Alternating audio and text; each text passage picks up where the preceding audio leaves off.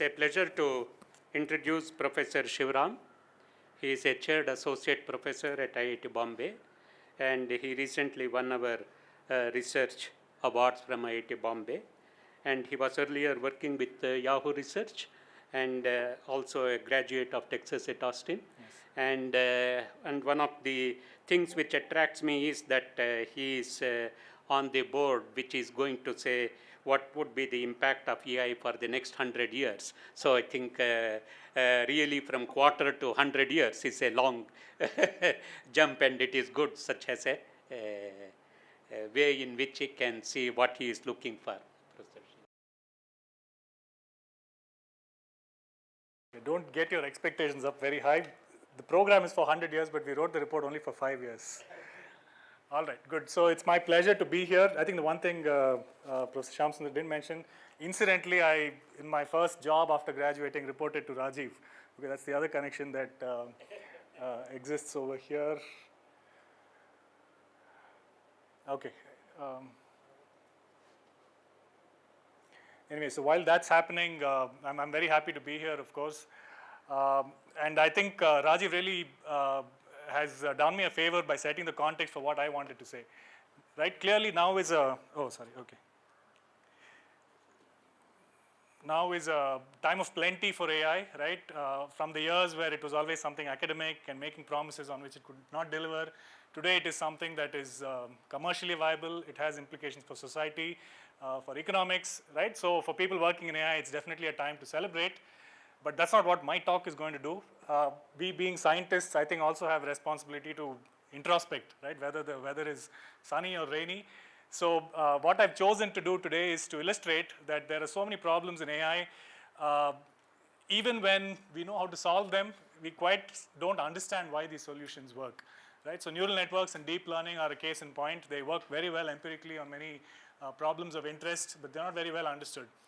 I'm going to talk more specifically about an algorithm that I've built some familiarity with over the last 3-4 years, which again falls in that category. It's something that works extremely well, but we don't understand why it works so well. So that's really going to be the content of my presentation today. This algorithm is called policy iteration. So it's been around for more than 50 years. Okay, it was introduced in the heyday of operations research in 1960. As I told you, on very, very large MDPs, Markov decision problems, which is what it solves, it'll finish in like 5 iterations, 6 iterations. You won't have to really like worry about computational speed. So it's very efficient. It is something that any student who takes my class will do as a programming assignment. If you do a course in reinforcement learning and use the textbook, you'll find it covered there. So it's something that many people use in AI, right? And it is, it's not really like, I don't know, a household term, but it's something that a large section of people doing AI and control theory would associate with. So as if to reiterate that point, I thought I'd illustrate with a Google search. So I imagine many of you in this room will agree that maybe simplex algorithm for linear programming should be a hallmark in terms of how popular an algorithm can be. It's right. It's something that every engineer uses. So if you search on Google for that, you get 26,80,000 hits. Right, if you do the same thing for policy iteration on MDPs, it's not nearly as widely popular, but you still get about 1,86,000 results, right? It's like 4 or 5% as popular, right? If you want to take hits as the measure as simplex for linear programming. So it is something that is used quite widely. And if you argue from the other direction, if you search for me on Google, you're going to get a grand total of 1,120 hits. All right, so I'm bargaining that if you invited me to give this talk today, you're going to get more than your money's worth if I speak about something that's more than 180 times as popular as me. All right, so the talk today is going to be about policy iteration, and just by way of acknowledgement, somewhat coincidentally, this work started not too far away from here. I spent a few months at the Indian Institute of Science, where I collaborated with a couple of people. Neil Dara Mishra, who was there as an Inspire Fellow, is now in IIT Gandhinagar. Aditya Gopalan is still at Indian Institute of Science. And thereafter, I moved to IIT Bombay. So the more recent stuff is work with my students. I'm also working with my colleagues. All right, good. So what's coming your way today? I'll formally define the MDP planning problem, which is the problem that policy iteration solves. And thereafter, give you an overview of this algorithm. It's actually a big family of algorithms. Okay, it's like a strategy. There's multiple ways to instantiate it. And thereafter, tell you a little bit about our own work in recent time about trying to tighten the analysis of policy iteration. And I'm also going to finish with a bunch of open problems. Okay, so maybe it's not a fair assumption that everybody here has a computer science background. So how many people here are from ECS related fields? Okay, it's like maybe 1/3 or 1/4. So I'm going to request that if anybody has questions at any point of time, just raise your hand. I wouldn't mind like taking it then and there. Okay, see, a number of problems of interest, especially when agents are acting in the real world, are ones where actions have long-term implications. Okay, these are sequential decision-making problems. So a robot that's playing soccer, right? The action of passing the ball backwards might be something that is not immediately profitable, but might lead to a state from which a teammate can then take the ball and go and score a goal, right? So it's a good action if you consider the long-term sequence and the result of that. Likewise, with other control problems, if you want to schedule elevators in a building, do you stop for somebody right now or go down, pick up 100 more people and then come up?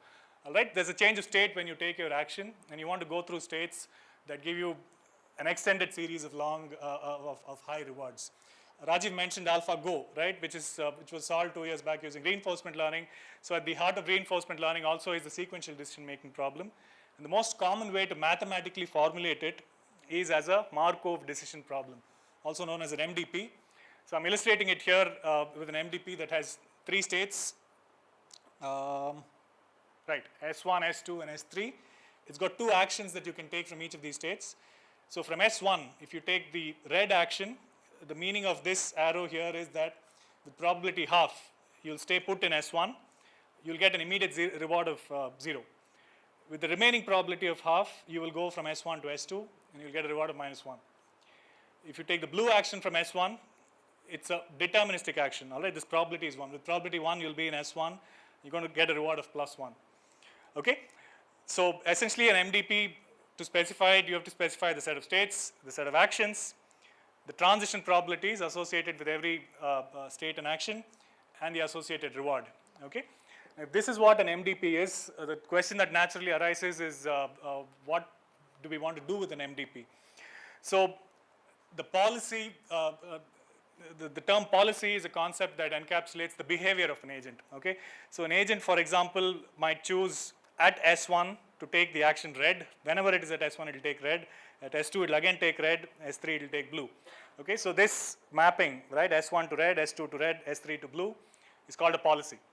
Okay, and what we would ideally like is a good policy. Good in what sense? In the sense that if you follow that policy, then you will get a high long-term reward in expectation. Not only will you get good one-step rewards, you'll also go to states from which you can get high long-term rewards. So if you want to make that a little bit formal, if we use the term pi to represent policies, then V pi is a function called the value function of pi. So value function takes as input a state. For every state, V pi of S is the expected long-term reward that you will get by starting at S and following pi. Okay, so the first time step reward plus the second time step reward plus the third time step reward, etc. Just to make sure mathematically that we are still doing this in a legitimate way, you tend to discount rewards geometrically. Okay, this is one way of doing it. I mean, if you don't have like a discount which is less than 1, that sum can go to infinity. So formally, we also have to specify this discount factor when we specify an MDP. Okay, so an MDP has a bunch of states, actions, transition probabilities, rewards, and a discount factor. And what we want to find is a policy which basically has a high value function, whatever that means, okay, which from every state gives you high expected long-term rewards. Other questions? Okay, so I've not still told you yet what is the problem we want to solve. Policy is deterministic for every state. There's a mapping of a single action, or it could be probabilistic. It could be probabilistic, but it suffices for us to look only at deterministic policies. Yeah, for the purpose of this talk, we'll just look at deterministic ones. Okay, so it turns out that the value function of a policy follows there's a recursive equation that you can write down to to calculate the value. All right, I told you it's expected long-term reward, but you can just do it for one step and then substitute back for the variable. So this is that equation. It's a linear system of equations, and you can solve it. So given a policy, by solving a set of linear equations, which is a simple thing to do, you can find out what is the value function of that policy. So I went ahead and did that for the MDP I showed you on the previous slide. So if we only consider deterministic policies, there are 8 possible policies, red, red, red, red, red, blue, etc. And 4.45 over here means if you start at S1 and follow the policy red, red, red, in expectation, the long-term reward you'll get is 4.45. Okay, and likewise I filled out the other numbers. Now if you look at this table, can we pick one policy as a desirable one as opposed to the others? If you look hard enough, you'll realize that there is this policy here, blue, blue, and red, which is such that for every state, the maximal value that is achievable is achieved by that policy. Okay, so if you take blue, blue, and red, you get 10 from here. You can't get better than 10 following any other policy. Likewise for S2 and likewise for S3. So did we just get lucky, right, that this particular problem had a policy with this property? We didn't. It's a well-known result that given any MDP, the MDP will have an optimal policy. An optimal policy being one that, regardless of state, will have the highest value function. For every other policy, this policy pi star will be such that if you compare it state-wise, it will be at least as high. Okay? So that makes our problem well-defined. The MDP planning problem is that of, given an MDP, find an optimal policy for that MDP. There could be multiple optimal policies, but there's guaranteed to be at least one. In fact, there's guaranteed to be a deterministic optimal policy, which is why it suffices for us to look at deterministic policies. Good. So this is the MDP planning problem, and this is the problem that we want to solve. All right. So because this is a sort of theory talk, let me introduce you to some notation. We're going to look at finite MDPs, MDPs which have n states and k actions per state. Okay, if that's the case, then the total number of deterministic policies will be k raised to n. So we will go forward now, and I will tell you about policy iteration, which is a way of finding such an optimal policy. But even before we do that, right, let's take a second to notice that having specified the MDP planning problem, there's already a very brute force naive way of solving it, right, which is what I have done on this small MDP. So what you could do is you could take every possible policy, solve those equations and find out the value function of that policy, put it in a table like this, do a comparison and see which one is the optimal policy, right? Naturally, for doing that, you'll have to look at every policy, which is k to the n time, and for each evaluation, you spend a polynomial amount of time. So this is roughly the sort of bound, the number of arithmetic operations you will need to do that. Yes? I was wondering that it looks like a theoretic problem in some sense, like a dominating set problem. Is it, because in the dominating set you have, graph theory you have almost finite states, right? And then you take a dominating set so that you can find out that what is the kind of, features of the graph that will capture. So is a dominating set a set of vertices of the graph? Yeah, the difference here is our solution is not states, right, which would be analogous to vertices, but we are looking at policies. So a policy is something that encodes behavior for the entire state action space. That policy in some sense is a kind of edge connectivity. That is how I will interpret. Yeah, I'm not that familiar with the problem. Maybe there is a connection. The only difference actually is in general MDPs are stochastic, right? So graphs have like deterministic links. Yeah. But when you said determinate, I didn't get what you mean by determinate. In some Deterministic, right? non-determinacy, right? No. Yeah, so when you take an action, right, there is non-determinism. Yeah. But the policies we are talking about are themselves deterministic, right? So I'm only going to take red from here. You could have probabilistic policies where the agent says with 70% I'll take red, 30% I'll take blue. There's no need to do that. Yeah. All right, good. So, okay, so that is the naive way of doing it. So in order for me to describe policy iteration to you, I just need one more definition. Just like we define the value function as the expected long-term reward starting at every state, there is also something called an action value function, okay, which is just very subtly different. So for a given action A, right, Q pi of A for a given state is the expected long-term reward you will get by taking that action A for the very first time step, and after that you start acting according to pi. Okay, so just one time step you take an action according to A, and thereafter you follow pi. The expected long-term reward you get by doing that will be what is called q pi of s comma A. Again, q is something that you can calculate in polynomial time if you have v. All right, it's just a matrix multiplication and an addition. Okay, good. So now that we have v and q, I can tell you about policy iteration. So what's policy iteration? It's a family of algorithms for finding an optimal policy in an MDP.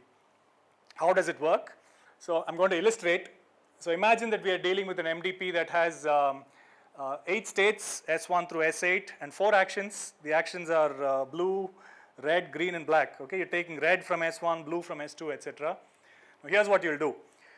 So we are going to look at every state and draw each action either above the line or below the line on the following basis. Okay, the reason we drew blue below the line at S3 is on the basis of the fact that we found out that the q value of S3 for action blue is no greater than the q value for the action red.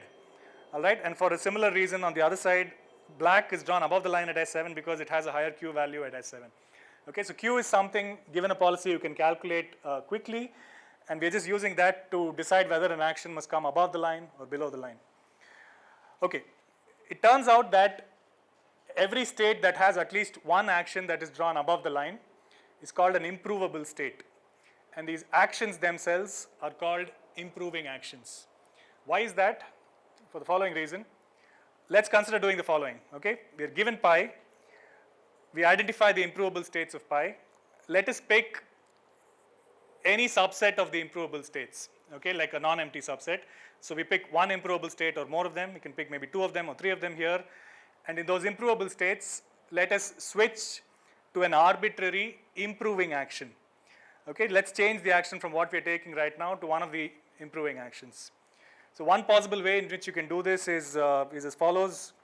We've decided to improve S1 from red to green, S2 from blue to red.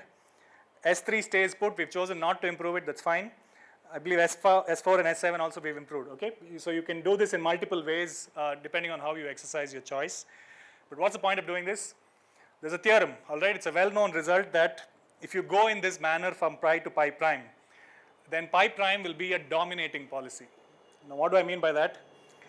If pi itself does not have any improvable states, you evaluated it and you find everything else has a lower q value, then pi must be an optimal policy. Okay, that's what this theorem says. If on the other hand it has an improvable state, then surely in one way at least you can improve to pi prime, and it is guaranteed that for every state, pi prime will have a value that's at least as high, and there will be at least one state where pi prime has a strictly better value. Okay, so pi prime is a strictly dominating policy relative to pi. So this is called the policy improvement theorem, and this naturally forms the basis for the algorithm which is policy iteration. So what do? We start with any arbitrary policy. If it has an improvable state, you improve it in some way, go to a new policy, again see if that policy has improvable states, and you keep doing this until you reach an optimal policy. So you're guaranteed to reach an optimal policy because by construction, right, the algorithm can never cycle because you're always going to a dominating policy. You can't come back to the same policy. There's a finite number of policies, and so you will hit an optimal policy at some point. So that's policy iteration. If you want to look at it pictorially, so imagine that this is the set of all policies. Each dot here is a policy. I'm drawing lines between policies if the policy above can be obtained by doing policy improvement to the policy below. So how does the algorithm work? You've started with some arbitrary policy. You do the policy evaluation, the calculation of Q, and you notice that there's this bunch of policies which you can obtain by switching the improvable states. All right, there's multiple ways in which you can do it. You're free to pick any one of them. You do that. Again, look at your improvable states, and you keep doing this until you hit the top. Okay, so this is the policy iteration algorithm. Yeah. Yes, you are guaranteed. Yes. Okay, so clearly there are multiple ways in which you can decide which policies to switch to. Okay, you have a choice. You can go one way or the other, and so different switching strategies will take you through different trajectories of policies themselves to the top. What we are interested in is how long are these paths, right? If you have a particular switching strategy, can you bound the number of steps as a function of the number of states and actions in the MDP, the number of steps to reach the top? All right, so let me introduce you to, I think, 3 different ways of doing it. The most common way of doing policy iteration is to switch every improvable state. Okay, this is the version that was introduced in 1960 by Howard. So this is called Howard's or greedy policy iteration. So if your original policy was this, you improve all 5 improvable states.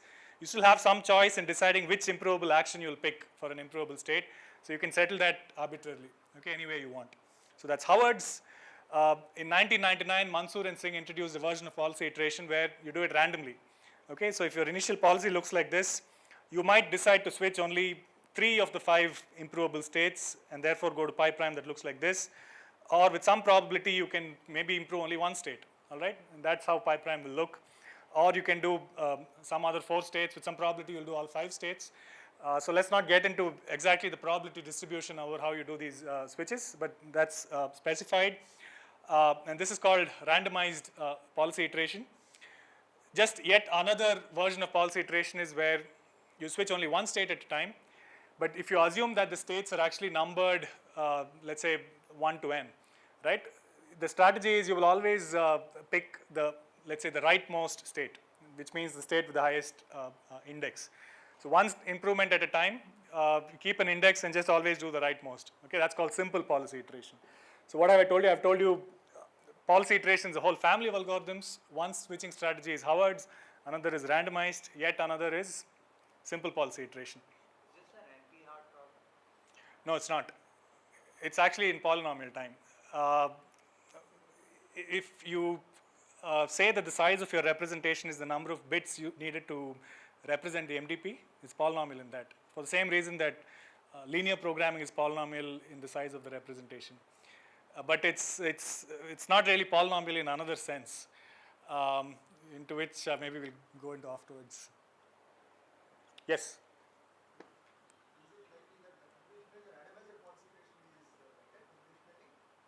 Computationally, they're all like polynomial at every stage. That polynomial itself might be slightly different, but what really we're interested in is the number of steps to reach the top, right?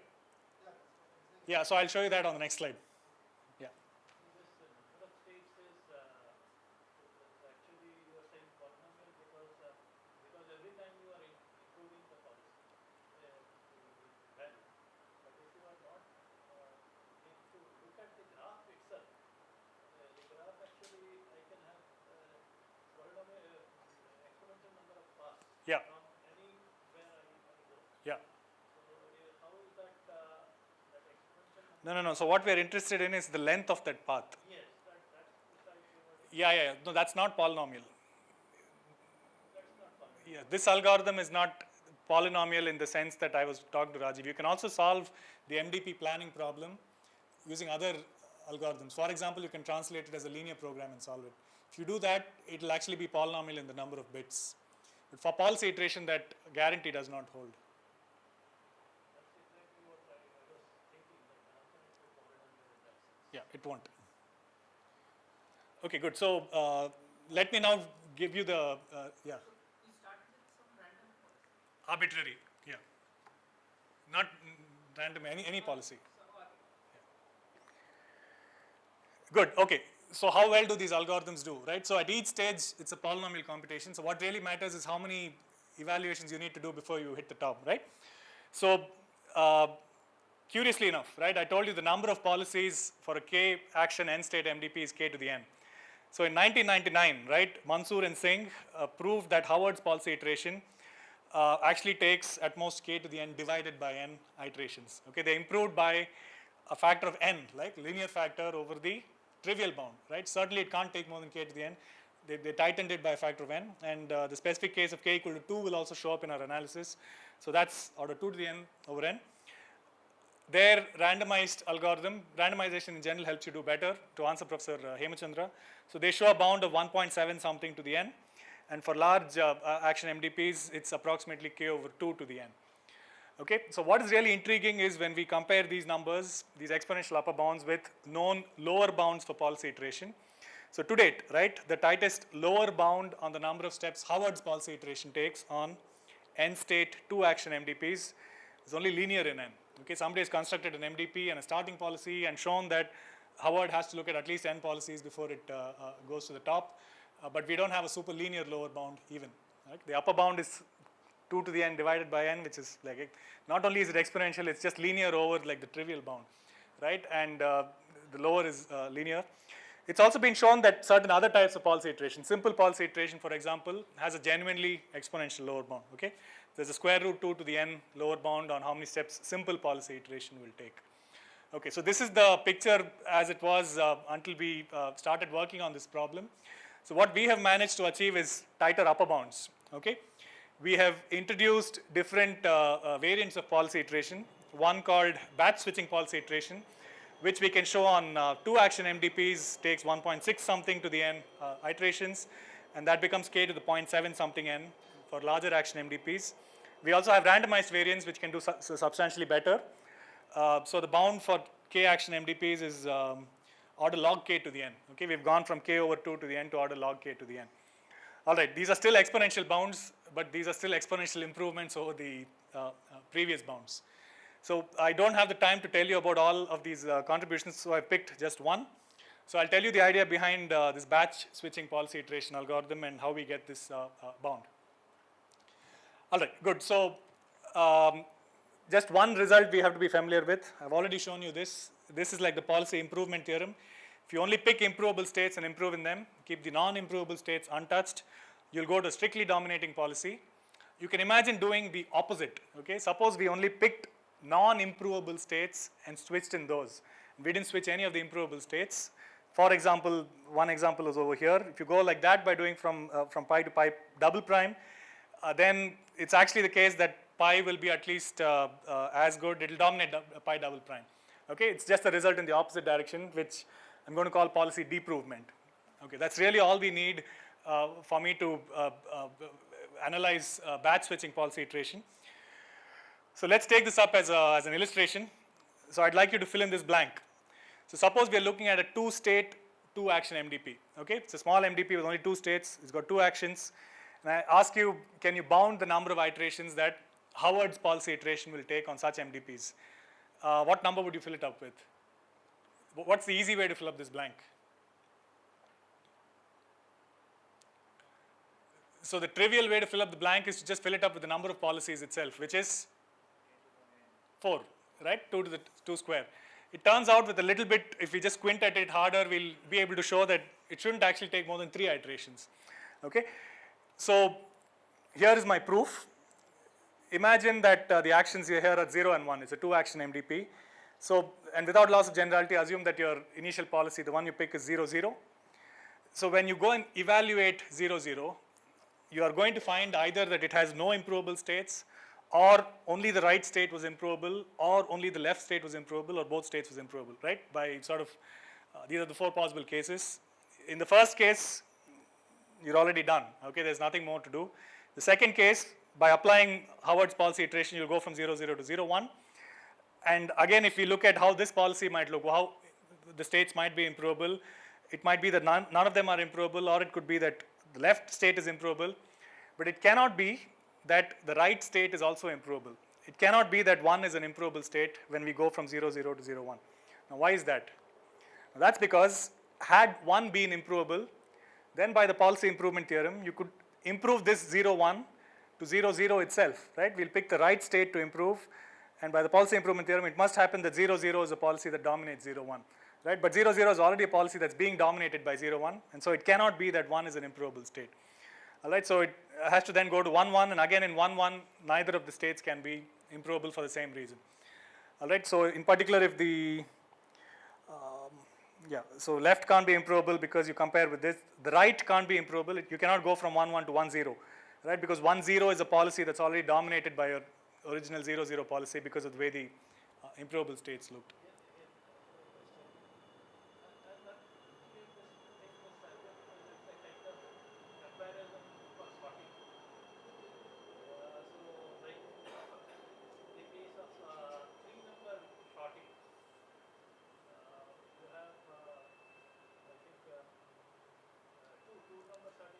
can do it in 3 steps or something like that. Yeah. 5 number starting you have 7th pattern, something like that. Yeah. Yeah, I think those numbers will be quadratic. These numbers are exponential. Yeah, at least, yeah, they're actually, they look exponential even experimentally when we do it. I'll show you that on the next slide. Good, all right. So there may be some connection between sorting and this NDP or something like that. Possibly. Looks like. Okay, right. Yeah, so let me just, Polynomial to exponential. you'll again stare at a face-off between polynomial and exponential a few slides down the line. So anyway, I've shown you that on 2-state, 2-action MDPs, Howard's only takes 3 iterations. But now I'm converting this idea into an algorithm that works on general n-state MDPs. That algorithm is called batch switching policy iteration. Let's do it on a batch size of 2. So what do I mean by that? Imagine that we have our policy, in this case with 10 states. Now we are going to divide our states into equal sized batches. Okay, so S1 and S2 will be in one batch, S3 and S4 in another batch. So you have like this 5 batches. And our switching strategy is as follows. Given a policy, let's evaluate it. Let's look at which states are improvable. Let us only improve the states in the rightmost batch which has any improvable states. Okay? So what does that mean? If you look at this, then the last batch, S9, S10, has an improvable state. So you leave everything else untouched except S9 and S10. As S9 has to change because it was improvable, S10 doesn't change. When you do that now, you go to pi 2 and again you evaluate. You see that the third batch is the one that is got improvable states, 4th and 5th do not. So you'll only improve these, leave everything else untouched. So you go to pi 3 and likewise you'll keep doing this and you go to pi 4. So this is a policy iteration algorithm, right? It's one way of deciding which states to switch. Now you'll notice by virtue of this construction that if at all you're changing the leftmost batch, right? If you're making any change there, you're only doing that when everything else to the right is non-improvable, okay? So for example, if you're changing, you'll only change pi 4, these 2 states at pi 4 because everything else on the right is already improved. If something else was improvable, you would improve that, right? So you'll have to take a minor leap of faith, but by virtue of the result we saw on the previous slide, it is actually the case that when we look at the trajectory taken by batch switching policy iteration, the leftmost batch can change at most 3 times, okay? Can change like at most 2 times. It can only take one of 3 possible values for very similar reasons, all right? And if that is the case, and the fact that every time you're changing it, everything else to the right is basically solved, it shows up that the total number of iterations you take will follow this recurrence. If you're solving an n-state problem, you're going to take as much time as 3 times, because that's the number of times the first column changes, the time taken by the n minus 2 problem, okay? So if this is your recurrence, then it is solved by saying that the Tn is at most square root of 3 to the n, okay, which is 1.7 something to the n. Naturally, we didn't stop here. Whatever we did with 2-state, 2-action MDPs, you can also do with 3-state MDPs. And by similar argument, you can show that you'll at most take 5 iterations on a 3-state MDP. And the recurrence you'll get by doing that is Tn is 5 times Tn minus 3, which makes it 1.71 to the n. Yeah, so these trees, if you want to know what they're called trajectory bounding trees, because that's what they do. The general principle is, whenever you're looking at a policy and an improvable set of states, by virtue of the policy improvement and deimprovement theorems, there is already a set of policies guaranteed to dominate this policy. That's called the L plus of this policy, and policies that will be dominated by this policy, the L minus of this policy and improvable state. So it cannot be that when you're doing policy iteration, the L plus of a policy that you encounter later is already dominated by the L minus of a policy that is encountered earlier, right? Because there's domination happening with every link. So that's basically the rule that we apply to draw those trees, but you can code this in and you can do it for a larger number of states. We did that, okay? So it turns out that the depth of the trajectory bounding tree for 3, 4, 5 are these numbers over here. If you look at the corresponding recurrences, you'll see that the bound on the number of iterations taken by that version of batch switching policy iteration looks like the last column. Number for n equal to 7 is something we didn't compute, somebody else did. this computation is hard, okay? It's actually like a doubly exponential computation, which is why we were not able to go beyond n equal to 7. All right, good, but the first thing that sort of attracts your attention when you look at this is that it looks like the last column is going down, right? Monotonically, it is decreasing. Is that something we can prove? Is it really true, right, that the last column is proven to decrease as we increase the batch size? We do not know, all right, although we conjecture that that should happen. But what is the implication if that conjecture is true? If that conjecture is true that the last column decreases with batch size, then what's the right batch size to use? The largest, right? The largest batch size is switch all states, right? Have a batch size of n. And if you're doing batch switching policy iteration with a batch size of n, are you doing something else? You're doing Howard's policy iteration, right? You're just switching everything that can be switched. So if this conjecture is true, that the last column is monotonically decreasing, then this number here, right, in fact numbers that are even smaller than this, would be a bound on the complexity of Howard's policy iteration itself. All right, we have very strong belief that this is the case. We don't have a proof. Okay, Howard's been very elusive. We have some numbers, empirical results to back up this hypothesis that a larger batch size is better. So on both small and large MDPs, if you plot the number of iterations as a function of the batch size, you can see that it goes down pretty steeply, saying that larger batch sizes are better. So where does this leave us? Had you stared long enough at the table, you'll probably, some of you might have picked up that those numbers look like the Fibonacci sequence. Okay, so, sorry? Except for the last one, you're right. So, yeah, I can show you again, right? Had this been 34, it would have been exactly Fibonacci, but we have reason to hypothesize that the bound is upper bounded by Fibonacci, okay, that this number should never exceed Fibonacci. That's still a conjecture and a hypothesis, it's not proven. Okay, but is that something we can prove? Okay, that's open problem number 1. I have I don't know, 4 or 5 more open problems.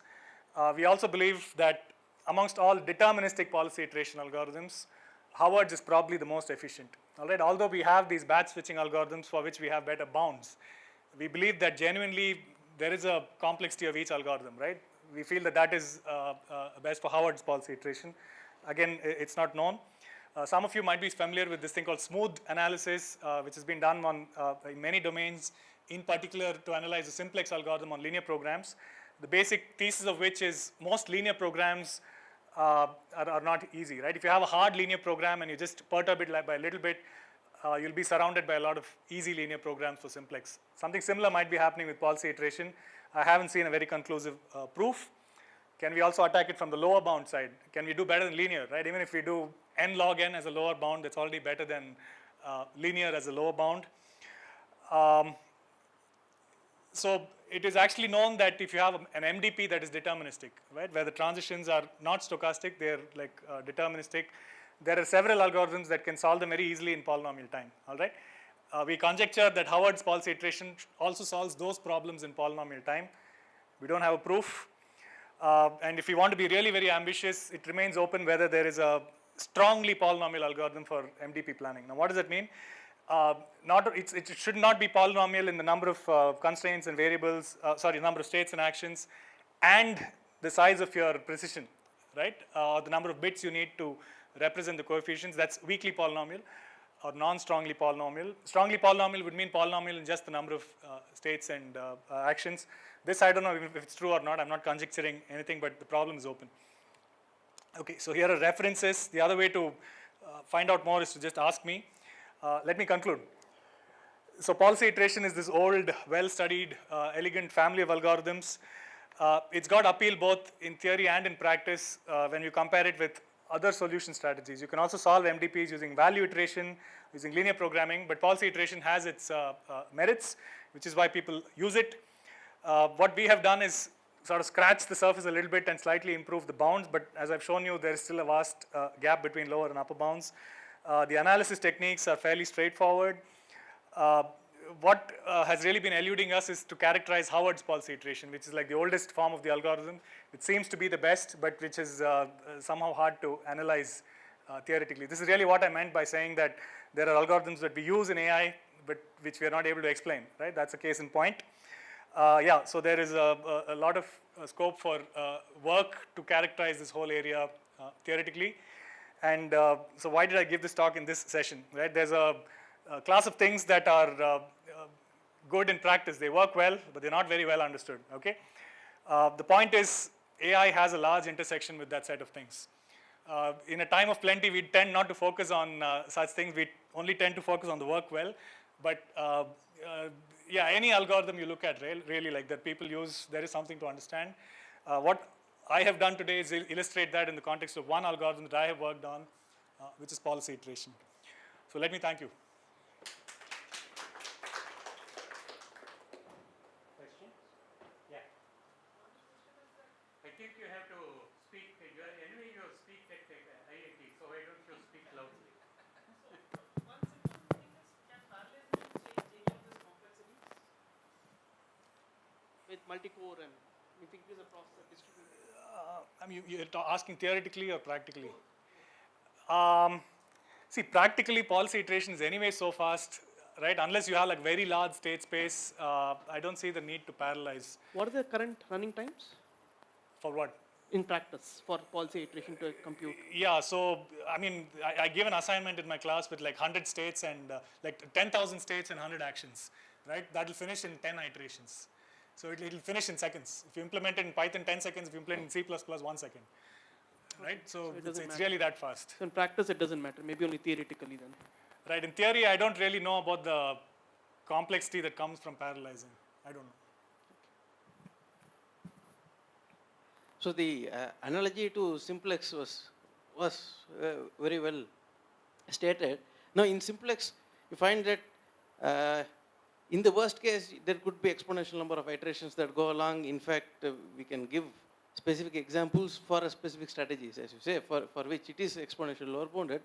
However, there are something called interior point methods which don't go along the surface but cut across the, assuming it is a 3D volume, you cut across and take shortest gradient to the top.